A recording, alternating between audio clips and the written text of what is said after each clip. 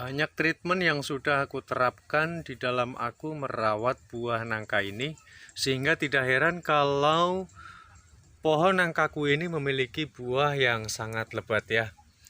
Dan berkenaan dengan suplemen maupun nutrisi dari apa yang hendak aku sampaikan, dari bahan ketela rambat atau ubi jalar ini, terlebih dahulu aku ingin menjelaskan pondasi awal agar mencapai keberhasilan.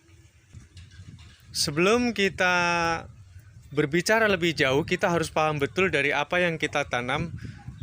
Jenis nangka apa yang akan kita tanam itu kita harus mengerti. Karena nangka itu memiliki jenis yang berbeda-beda. Ada nangka jinggo, ada nangka lokal, ada nangka madu, ada nangka Korea, nangka Jepang, ada nangka sayur ya. Ada persilangan seperti ini. Sedangkan yang aku tanam ini adalah berjenis nangka persilangan dengan cempedak ya. Ini tuh bahkan pernah satu tangkai memiliki 21 buah. Dan sebelum kita mengaplikasikan ramuan tersebut dan aku menjelaskan bagaimana cara membuatnya, terlebih dahulu harus kita pahami setelah kita mengetahui jenis nangka yang kita tanam, apakah dapat berbuah lebat atau tidak tipikalnya. Pondasi awal yang harus kita perhatikan adalah humus ataupun kompos di sekitar media tanam nangka tersebut. Pentingnya humus maupun kompos yang berada pada areal akar itu yang pertama, satu, itu dapat menjaga kestabilan kelembapan, di mana setelah kita sirami, media tersebut dapat menahan air lebih lama sehingga jarang sekali mengalami yang namanya kekeringan.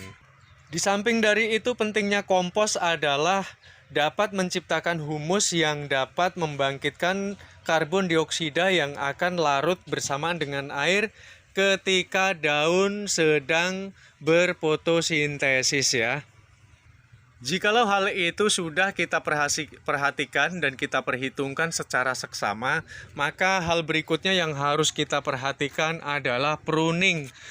Tujuan dari pruning sendiri adalah agar pohon ketika sedang memasak makanannya dia tidak salah menempatkan makanannya ya. Jikalau ada cabang maupun batang-batang yang tidak memberikan prospek pada pembuahan, maka harus dipenggal. Dengan adanya pruning itu dapat memancing tunas-tunas baru seperti ini. Nanti ketika kita sudah banyak melakukan pruning, maka akan bermunculan tunas-tunas baru seperti ini. Dan jika tunas ini sudah muncul, biarkan berkembang dan lakukan dengan cara penyemprotan nutrisi ya, untuk memancing tunas-tunas yang baru agar berfokus terhadap pembuahan. Satu contoh, ini pohon nangka yang sudah aku pruning ini sudah memunculkan tunas baru dan ini sudah berfokus pada pembuahan. Walaupun di awal buahnya jelek ya, biasalah kalau tunas masih baru itu terkadang memunculkan buah pejantan ya. Jadi buah pejantan itu pada akhirnya akan busuk, biarkan saja tunasnya agar nanti dia memunculkan buah betinanya. Ramuan perangsang tunas ini itu aku pakai menggunakan ubi jalar atau ketela rambat ya. Dengan perbandingan 2 on ya, 2 on dikira-kira aja juga boleh ya. 2 on ubi jalar ataupun ketela rambat, terus kemudian dicampur dengan 1 liter air, dan ini aku pergunakan juga di sini pakai daun tembakau. Sedangkan ketela rambat sendiri itu adalah berfungsi untuk memancing tunas-tunas baru seperti ini. Sobat dapat saksikan ubi jalar itu sudah sangat komplit sendiri nutrisinya di dalamnya, sehingga dapat memunculkan tunas-tunas baru dengan begitu mudahnya. Hal itu dapat kita aplikasikan juga terhadap pohon nangka kita ya, sehingga dapat memunculkan tunas-tunas baru setelah selesai di pruning. Nah, caranya tuh dapat lakukan pemblenderan dengan takaran yang sudah aku sebutkan tadi dan kemudian disaring.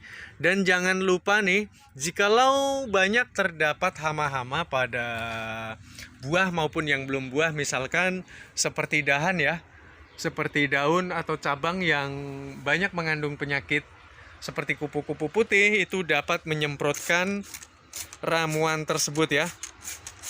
Jikalau dia masih tetap di situ, maka dia akan kelenger. Aku sudah praktek berulang kali dan alhamdulillah tanaman nangkaku ini nggak ada hamanya sama sekali, tumbuh dengan subur dan begitu lebatnya. Dan jika baru selesai melakukan pruning, jangan lupa untuk batangnya disemprot menggunakan ramuan tersebut ya, hingga merata. Ini tuh untuk memancing munculnya tunas-tunas baru. Hal tersebut dilakukan selain daripada untuk memancing tunas baru, yang kita semprotkan ini kan dia akan turun ke bawah. Karena bahan yang kita pakai ini banyak mengandung organik ya, maka yang turun ke bawah itu akan diterima oleh akar di sekitar bawah, sehingga tanaman tersebut akan semakin lebih subur. Jangan lupa lakukan juga penyemprotan pada seluruh bagian yang sudah berbuah ya. Ini tuh tujuannya untuk memberikan nutrisi juga, untuk menangkal hama yang akan hinggap di buah maupun di daun sekitar juga ya, biar tanamannya itu terbebas dari yang namanya hama ya. Lakukan hal ini 1 minggu 2 kali ya guys ya.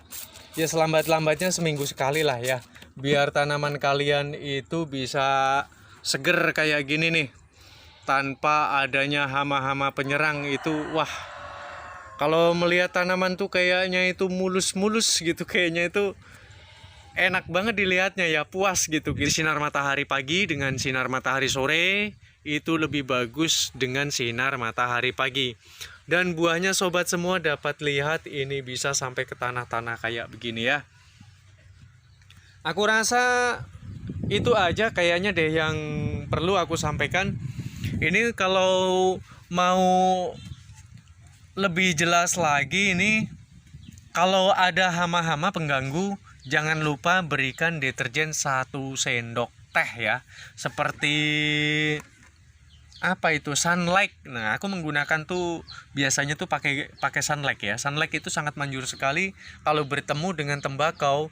Itu kupu-kupu putih langsung auto nungging, ngibrit dia, tebirit-birit guys, sampai salto-salto. Oke ya, aku rasa itu yang menjadi pondasi utama. Dan jangan lupa lakukan selalu penyiraman secara rutin, jangan sampai nanti kelembapannya sampai berkurang. Itulah kunci keberhasilan. Tapi daripada itu, kembali lagi aku ulangi nih, jenis nangka itu beda-beda. Ada yang memang karakternya itu 1 tangkai dari 1 hingga maksimal itu cuma 4. Ada juga yang 1 tangkai itu bisa lebih dari 20 buah ya. Seperti ini pernah berbuah 21 nih punyaku nih. Oke, terima kasih buat teman-teman semua. Bye bye.